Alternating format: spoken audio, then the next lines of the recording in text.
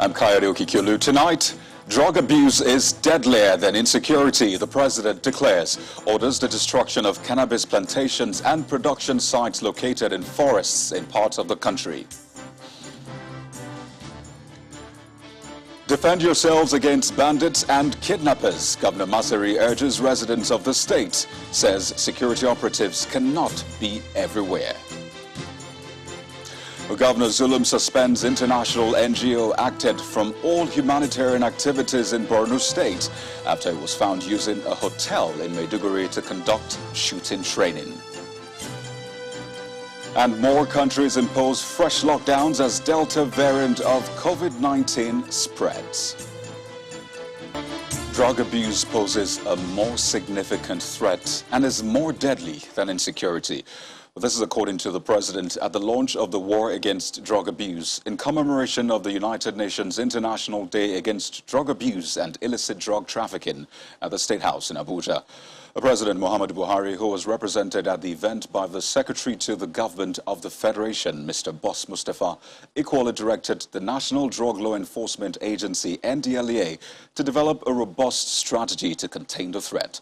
He also directed the destruction of cannabis plantations and production sites located in the forests. Our correspondent, Gloria Mezoke, reports. These drug addicts are a part of a broader picture, including millions of illicit traffickers. On a day to commemorate the International Day Against Drug Abuse in Abuja, the president, who is represented by the Secretary to the Government of the Federation, Mr. Boss Mustafa, underpins the urgency to reinforce the drug war. This war is more deadly than the insurgency we have in the northeastern part of the country, or the acts of banditry in the northwest, or the acts of kidnapping that transcend all the geopolitical zones of this country. Because it is a war that is destroying 3 generations. The use of many of our forests as criminal hideouts is because large swaths of cannabis plantations are hidden deep within those forests, especially in the southwest and the south-south. You may therefore need to drive these criminal elements from such hideouts. Chairman of the NDLEA and other officials delineates decades of struggle to track down drug traffickers. That cannabis is the most commonly abused substance by an estimated 10.6 million Nigerians, some of whom started smoking as early as the age of 19. 2,100 drug offenders prosecuted, with 500 jailed by our courts, and still counting. And a cash and drug seizure valued at over 90 billion naira. Let me tell you something. Nigeria today is the highest user of cannabis globally. When we came on board in the 9th Assembly, we noticed that if you talk about vehicle availability, it's 1 vehicle to 6 local governments. The NDLEA is not as equipped as even the drug barons.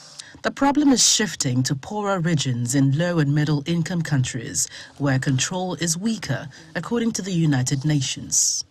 Research suggests that law enforcement and policing needs to go after the criminals at the upper level of the drug trafficking chain, who reap the highest profits and wreak the greatest havoc. I urge all member states to listen to the science and take action.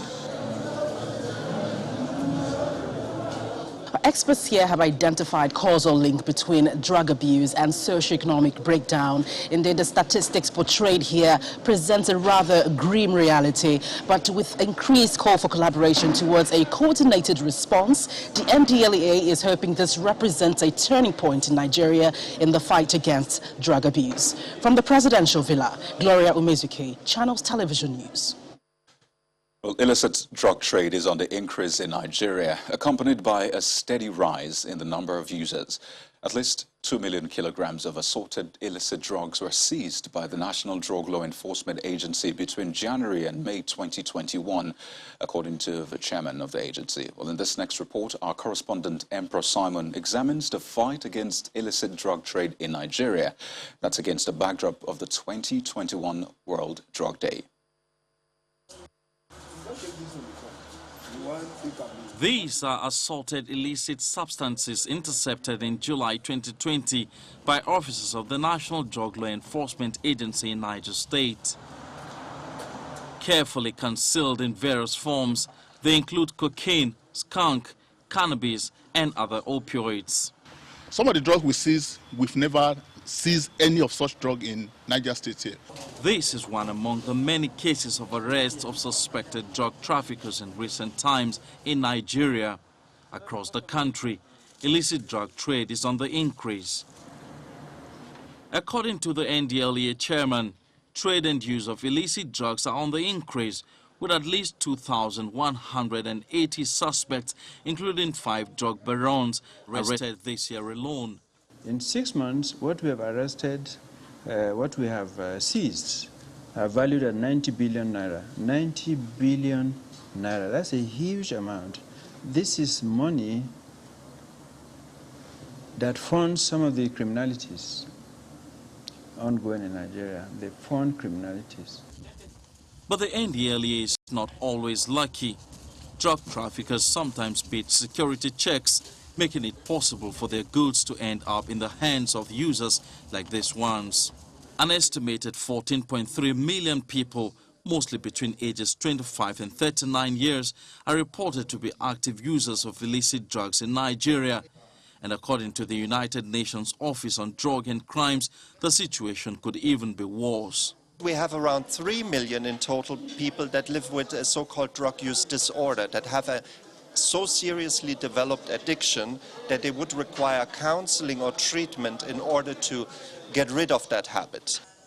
More awareness needs to be created, and stakeholders believe the fight against illicit drug trade in Nigeria must include traditional rulers, community leaders, and most importantly, religious leaders must live up to their responsibilities of guarding, guiding, teaching, and mentoring their own children. All communities should set up small drug control committees so that they know what is going on in the community.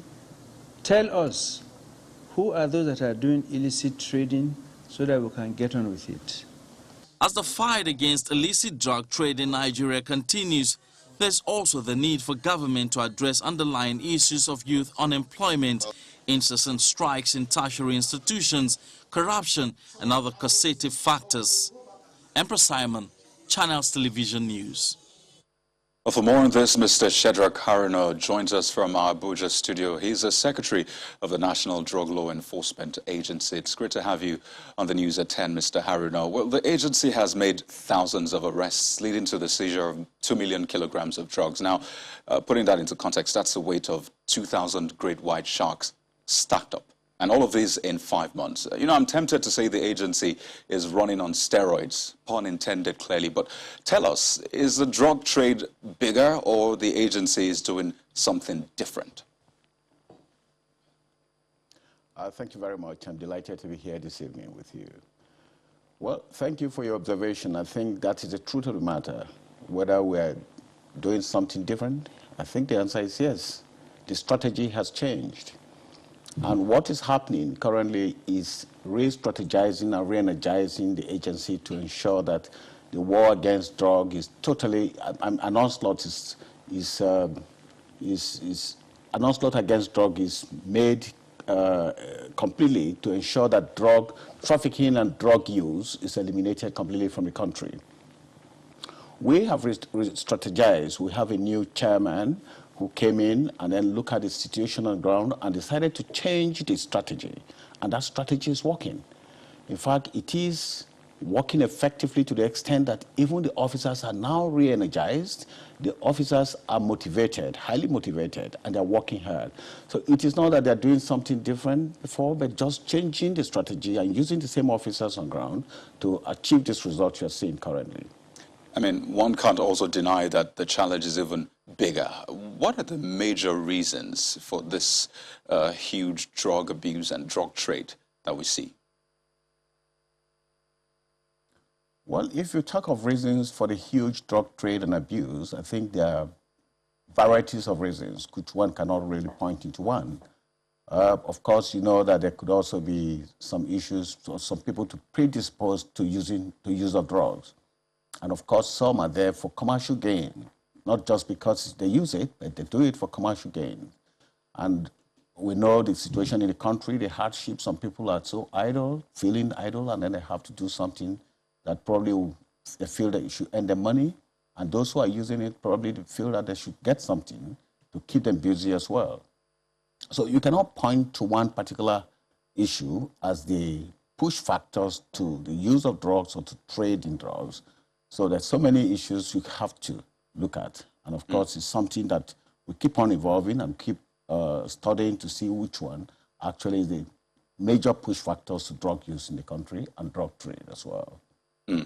Well, let's see if we can point to at least the role of the society in winning this war. And I'm talking parents, families, individuals, and other institutions we have in our communities. How can they be a part of this fight? Well, drug war, just like any other crime, require a whole society approach, including parents. Proper parenting is a proper way to do this. But of course, we know the society is so dysfunctional that we cannot rely on that alone. But of course, that is the foundation. You need to have a proper home. You need to have proper parenting, which is the basis of any civilization. And apart from that, we need to see that there's a whole society approach to this, which of course is what the agency has also adopted now, in the sense that it's not just the federal government alone, not the NDLA or governments alone that should fight this war, but everybody, including our traditional rulers, royal fathers, religious leaders, as well as everybody in the society. So the agency has adopted this whole society approach. And you must have heard the chairman, when they launched the war against drug abuse this morning, saying that we need to have every community to set up a small unit of drug control unit in every local government, in every district, in every localities, to see that we fish out these drug traders, those who use drugs. And of course, with that, we have a joined-up approach against drug use and drug trade in the country. It's one thing to make arrests, Mr. Haruna, but another important part of this fight is prosecution, to take the dealers off the street and deter others. So just to reiterate, I know that's your forte. What's the punishment for drug use, sale, trade, and arrest? Well, I think prosecution in the agency is very effective. We've had a very good outcome from our prosecution. And the deterrent, the punishment is also prescribed by law, which of course nobody can actually try to see how you can reduce or to increase it. So far, I think the punishment is adequate. We're trying to see how the law could be amended to make it more punchy, particularly when it comes to the process of illicit drugs, the process of crime. You know, so I think that is where the punishment is more effective. When you take the proceeds, that is gotten from drugs, then of course the whole thing is taken away from them. And I'm sure with that, the profit which they are looking for will not be there. And that would be a very great deterrent to drug trade in the country. So it's not just incarceration. Incarceration is one of the punishments, but the most effective punishment which you have seen is to deprive them of the profits of the crime. Well, Mr. Shedrack Haruna, Secretary NDLEA, thank you so much for sharing your thoughts with us on the news at 10, and we wish you the very best. Well, in part two, after the break, the People's Democratic Party and the All Progressives Congress hold their governorship primaries in Anambra State amid disagreements. Stay with us.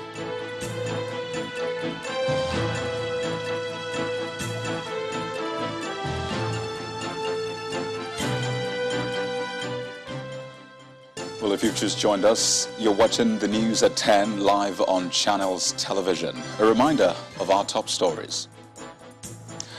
Drug abuse is deadlier than insecurity, the president declares. Orders the destruction of cannabis plantations and production sites located in forests in parts of the country. Defend yourselves against bandits and kidnappers, Governor Masari urges residents of the state, says security operatives cannot be everywhere. Governor Zulum suspends international NGO acted from all humanitarian activities in Borno State after being found using a hotel in Maiduguri to conduct shooting training. And more countries impose fresh lockdowns as the Delta variant of COVID-19 spreads.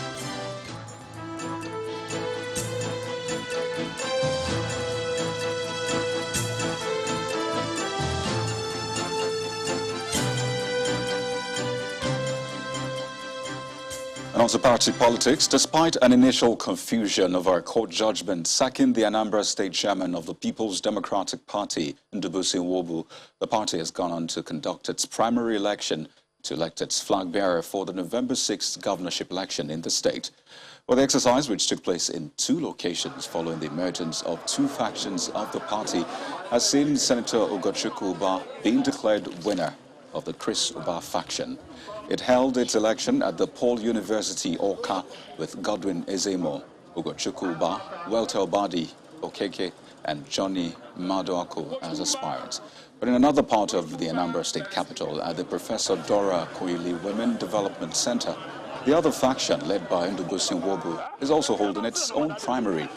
The 3 aspirants, Tony Nwoye, Emeka Itiaba, and Johnny Madubuko, withdrew from the primary, leaving Senator Uche Kunife, Valentine Ozigbo, Godwin Maduka, Chris Azubogu to battle for the ticket.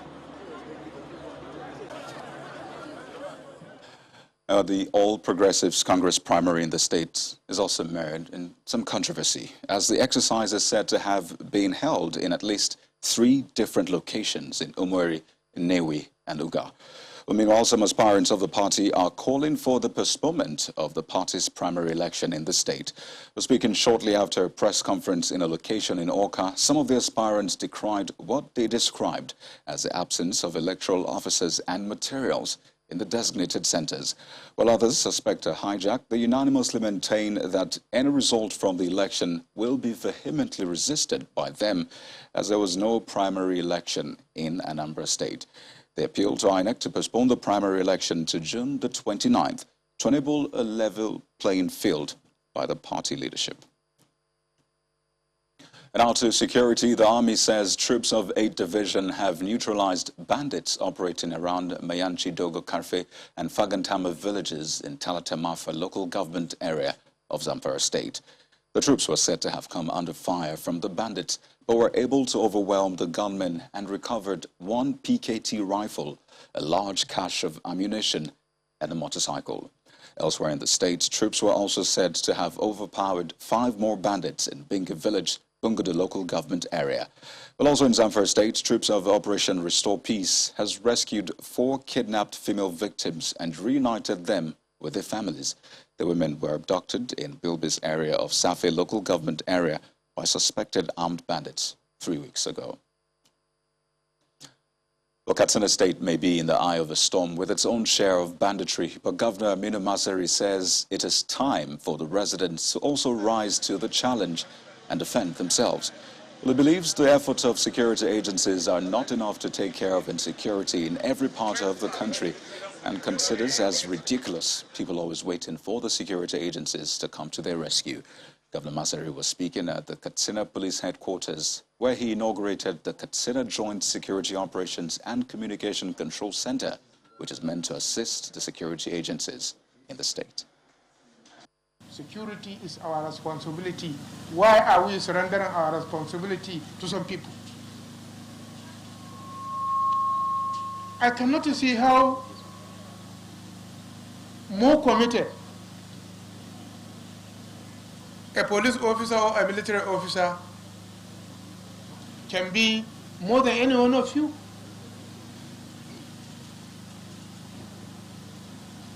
Why should I sit in my village, Kazina, Masari, sorry, in my village,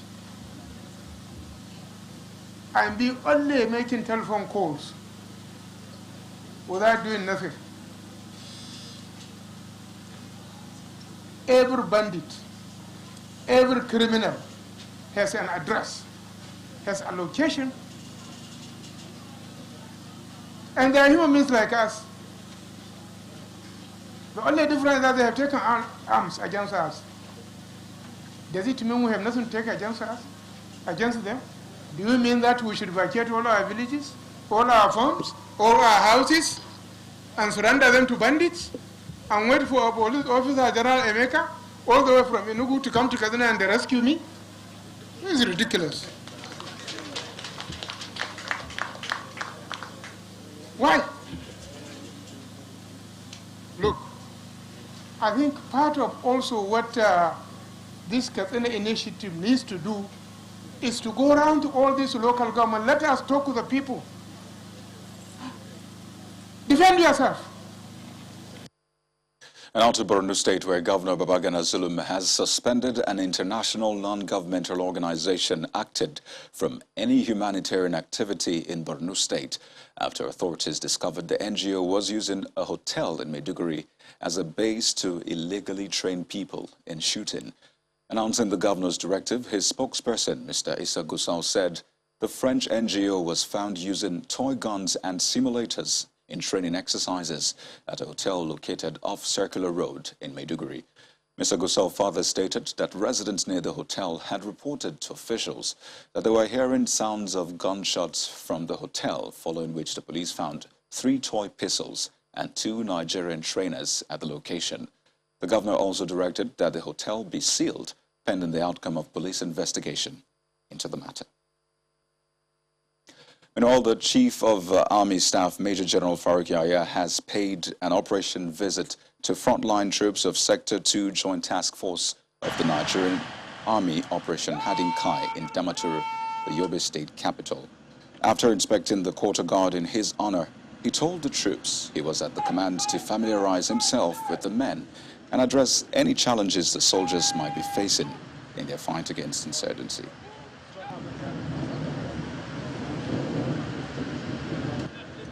So just part of my operations visit as Chief of Army Staff to interact with my troops and to address them on the challenges at hand and the way forward for us achieving even more success and results.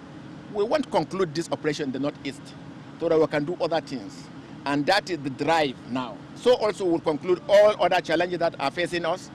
We are geared toward addressing all of them. And like you observe, we have been recording some modest successes in all areas. And we'll intend to sustain that drive in doing that. Along, of course, with other services, talking about the Air Force, talking about the Navy, and other agencies, talking about the police, DSS, and all other security agencies and other stakeholders, including civilians, traditional rulers, opinion leaders, and all. Moving away from security, a former Minister of Aviation, Mr. Osita Chidoka, has been speaking on the impact of the federal character policy on civil service reforms in the country. Mr. Chidoka, who believes that Nigeria should not pursue federal character and quota system at the expense of merit, says it is corruption for someone to occupy an office in government based on federal character and not merit. He was speaking at a dialogue on good governance organized by the Open Society Initiative for West Africa in Abuja. The challenges in the public service for me are very clear. It starts from recruitment. So the Federal Civil Service Commission does the recruitment, and they have this idea of quota system, bringing in people. The Federal Civil Service Commission just shares this employment amongst themselves, among National Assembly members and amongst powerful people. So truly, the people you see in the public service are those who know somebody, those who have opportunities to get to somebody. Very few people are in the public service because they have a calling for the public service.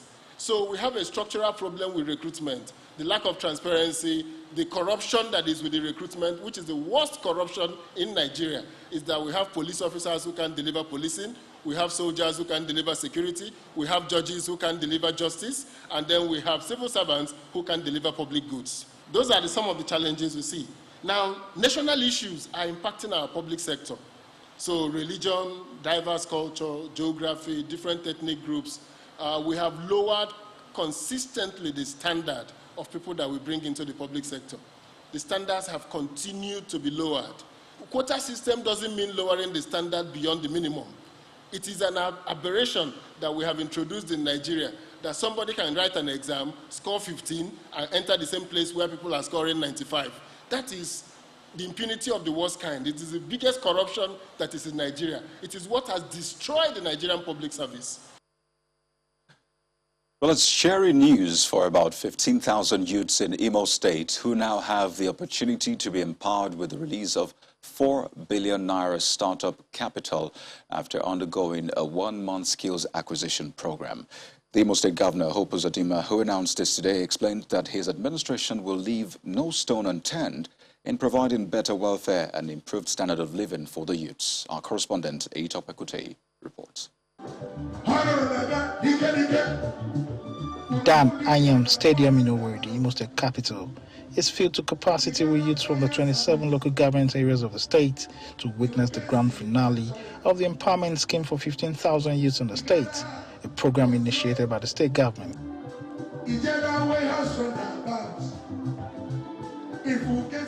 The Commissioner for Youth and Sports, Dan Ogu, and the Deputy Speaker, Imo House of Assembly, Amara Iwayan, give some insight on the empowerment scheme.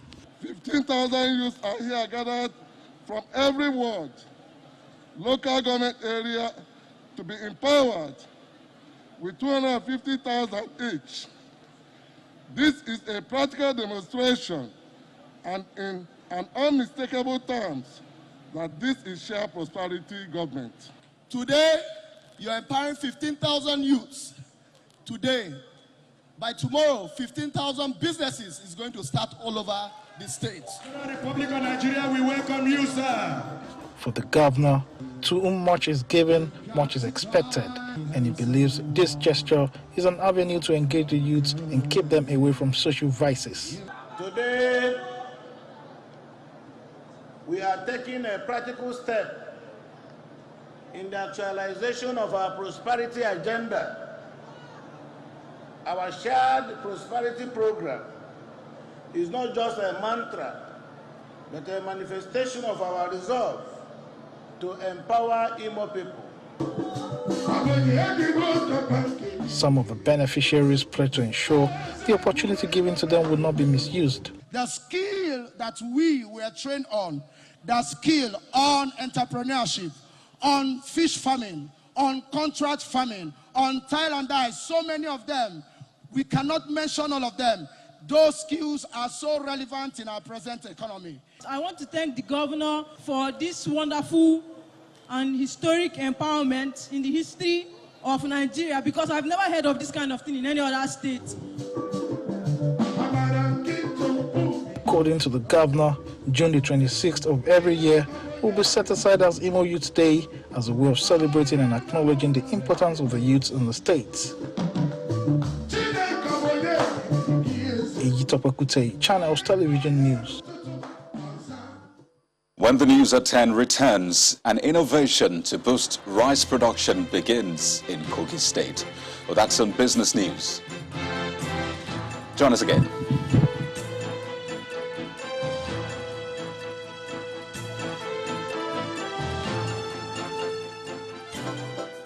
The Adamawa State Government, in collaboration with the World Health Organization, has procured over 3 million drugs for the prevention of malaria in children within the ages of 5 years and below.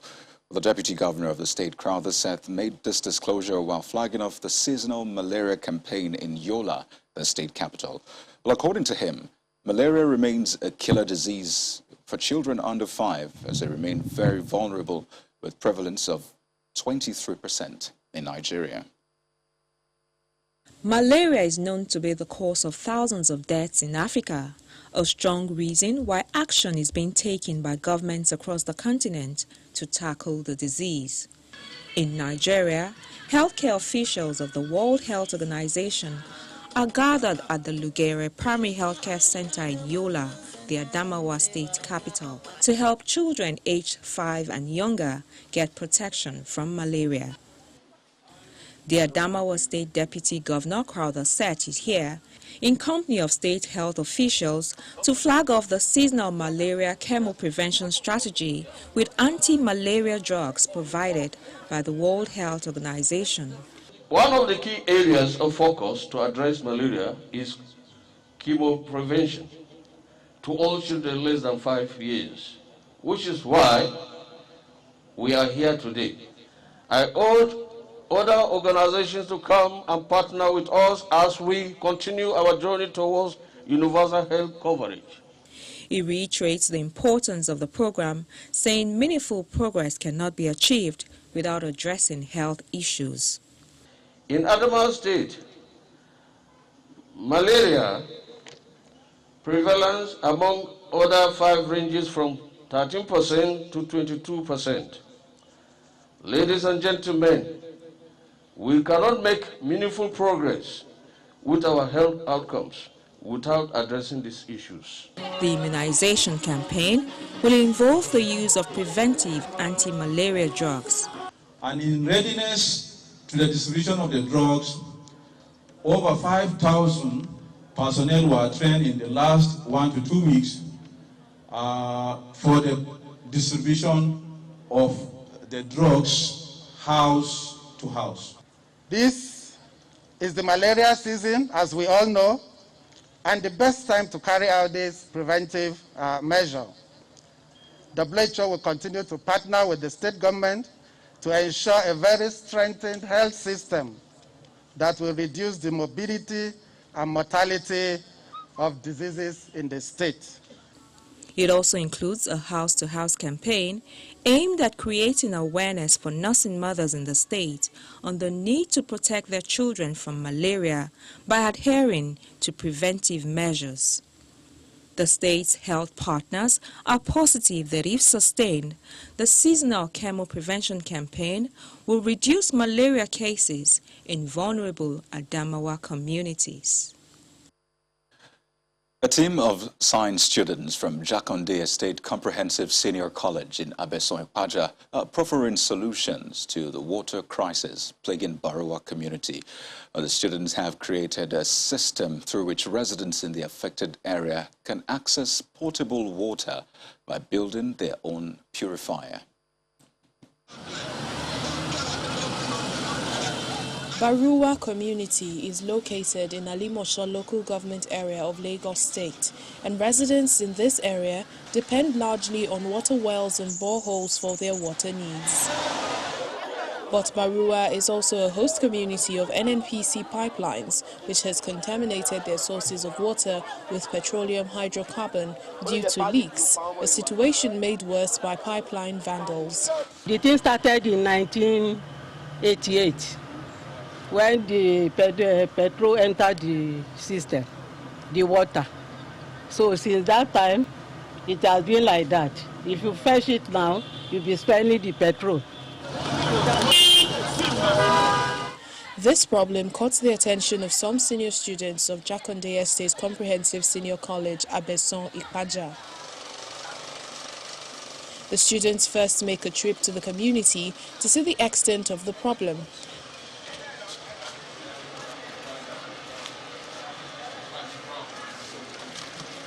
Took water samples, and then went back to their laboratory to find a solution. Based on their research and series of tests, they realized the water samples retrieved from Baruwa community defies the World Health Organization standard for quality water. We did a test on it, and it also showed that it had a pH of over 8.5 and got a shocking total dissolved substance of about 175. Here is it, based on the test we did in Unilag. Our conductivity also does not also agree with the World Health Organization standard of 1.2 times 10 raised to the power 3. Ours is about 0.1 times 10 raised power 3. Bearing in mind Sustainable Development Goals 3 and 6, which are about good health and well-being and achieving clean water and sanitation for all, they decide to get to work.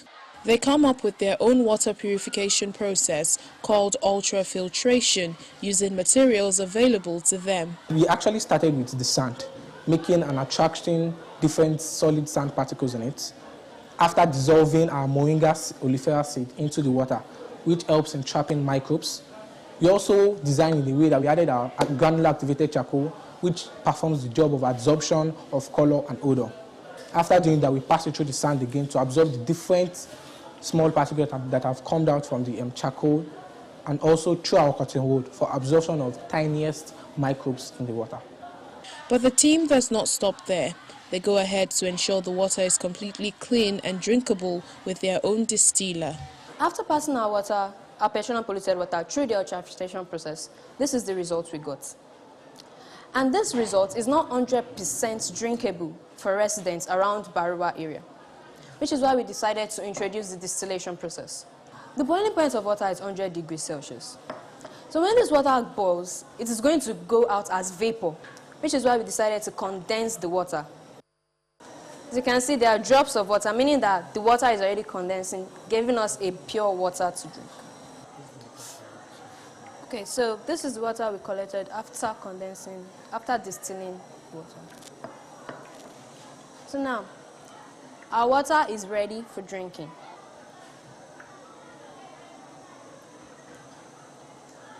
So as you can see, I tasted the water. The water it has no taste, no color, and no odor. The students then decide to simplify the ultrafiltration process by creating a natrifier. We have an attraction part where we get the students excited about what they can do with their hands and what they can become and what that can bring to their table. So when we discuss this opportunity, we show them through visuals and through the TV and our phones. They are excited to go extra mile. It took the team 3 months to finish this project, and this final prototype would need to be improved upon before it can be put to use. But they believe that with the right support from the government, they will be able to provide a long-lasting solution to the water crisis plaguing Baruwa community. Really impressive. Over in Kano State, Governor Abdullahi Ganduje is reaffirming his commitment towards improving the welfare of teachers to attract qualified persons into the teaching profession in Kano State. Now, part of the incentives is the provision of affordable houses to teachers at the Teachers Reserved Area, which informed a meeting between the government and a private housing service provider in Abuja. Governor Ganduje explained that the recent increase in the retirement age of teachers and years of service is also part of steps taken to improve the sector. We've already made a heavily loaded statement that education is free, education is compulsory from primary school to secondary school. Therefore, we have shifted the retirement age of teachers from 60 to 65 years. Another issue is that of what we are doing now, providing retirement homes, which is vital. So we discussed with the union, they discussed with the members extensively, and the number of applications we have tripled, more than tripled what we can even afford at the moment. But since it's a continuous process, then I believe we'll be able to accommodate many of them in the course of time. So providing these family homes, you know, we used to have GRA, government reserved areas. Now we have teachers reserved areas. Still on education, in order to bridge the widening unemployment gap in the country, industry leaders are advocating a more hands-on practical experience alongside classroom learning for students so they can be ready to take up jobs by the time they graduate. Well, this was part of the issues raised at a meeting of Junior Achievement Nigeria on account of a Wyman survey conducted for 13 countries. The Executive Director, Folúṣọ́ Gbádébọ̀, wants more collaboration and support for the organization to deepen its reach towards young people. Zachary, are you good to go? It's an online meeting of like minds who are interested in giving young people the platform to stay relevant in the job markets. A Wyman survey conducted in conjunction with Junior Achievements across 4 key points, including sectoral, skill gap, and impact of COVID-19 on the labor market, returned some interesting insights that could inform or influence employers addressing this problem. On qualifying the skills gaps, what we identified is that digital and behavioral skills are really not only the widest skills gaps that employers see in young people, but these were the skills that young people also found very challenging to acquire.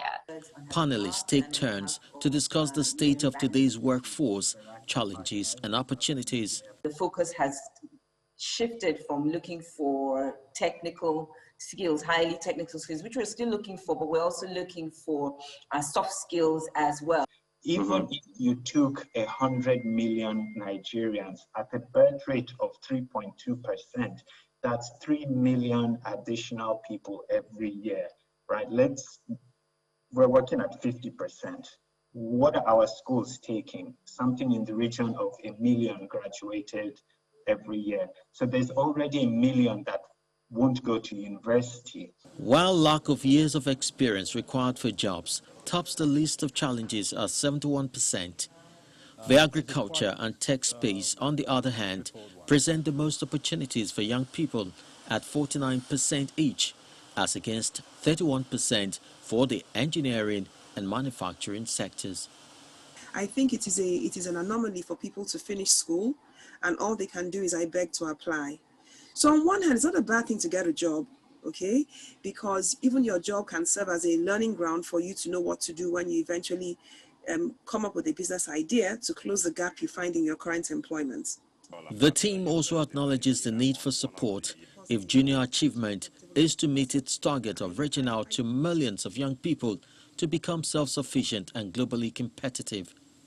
And it's really interesting reading the report and seeing that 60% of employers believe internship provide the best preparation for the workplace, and that young people require digital and behavioral skills. These are things that Jan is already dedicated to providing. And I think somebody also mentioned role modeling and the importance of that, So these are all areas that we do focus on at Junior Achievement Nigeria. You can get more information about us on ja-nigeria.org. And we're always looking for more partners. So very, very happy to discuss with anybody who is interested in that. Junior Achievement is an organization helping young people build financial literacy and entrepreneurial spirit. Well, let's now join Teniola Shoboale, who's standing by for business news.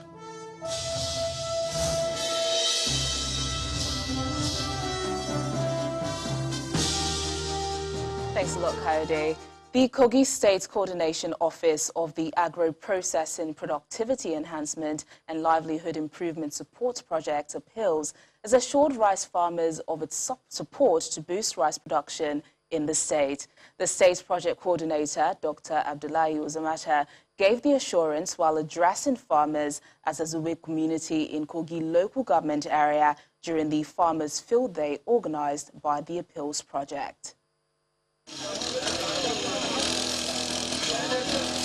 A demonstration of rice tilling machine in Uzbe community in Kogi State, signifying an innovation in harvesting of rice.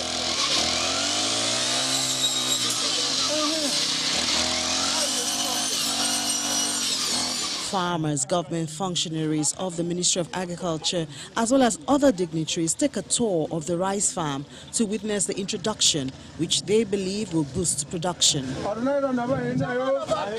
The State Coordinator of Appeals in Kogi State, Dr. Abdullahi Ozomata, says the intention is to attract the farmers with the benefits of the new technology. The difference between what they used to get with their formal practice and if they adopt this new practice, we are going to come up with the difference today, and for them to either say they are for the technology or they are not for the technology. The importance of the innovative rice seedling and how they can withstand various weather was done by the head of research program, NCRI, Dr. Bashir Mohammed. Once water is after 2 weeks, the process has the support of the state government, as reiterated by a representative of the Deputy Governor, Mr. Sunday Falike. The farmers, many of them are women. Our resource person has said it. Even in their program, they decided to follow the UN-approved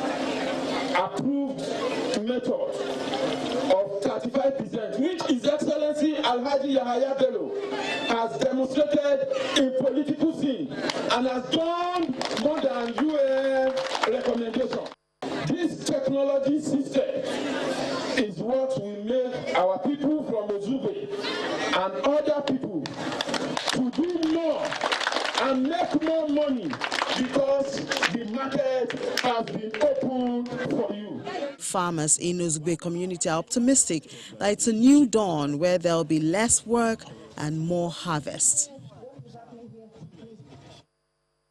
Well, the local equities market ended the fourth week of June again in the red. Its main index and total value dipped by a 2.56% week to date, which is largely credited to sell-offs in Airtel, Africa, Dangote Cement, Boa Cement and MTN.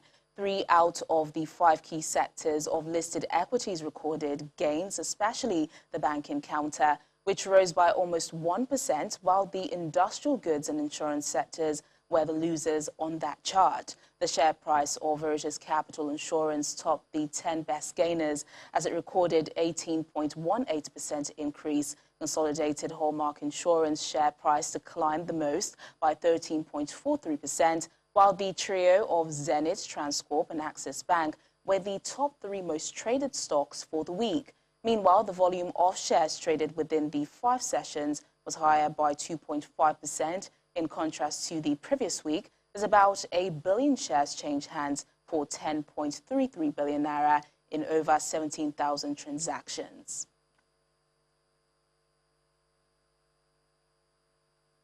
And that's business news tonight. It's back to Kayode for the rest of the news at 10.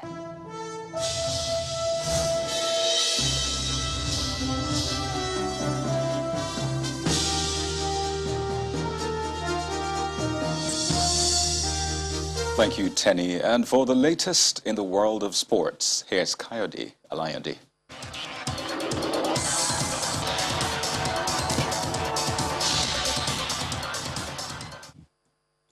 Thank you, Kayode. Welcome to Sports News. Denmark's inspiring journey at the Euro 2020 continues after securing passage to the quarterfinals. Backed by a fervent and almost exclusively Danish crowd, Kasper Hjulmand's side hammered Wales 4-0 at the Johan Cruyff Arena in Amsterdam. Italy also advanced to the last 8 after beating Austria 2-1 at Wembley. The Tokyo 2020 Olympic torch relay has begun its 2-day tour of Yamanashi Prefecture. Situated in central Japan, Yamanashi includes Japan's highest mountain and volcano Mount Fuji, which will be visited tomorrow. The tour ends the day in Kofu City after passing through Nambu town, Okuto. That'll be all on sports news. Back to you, Kayode.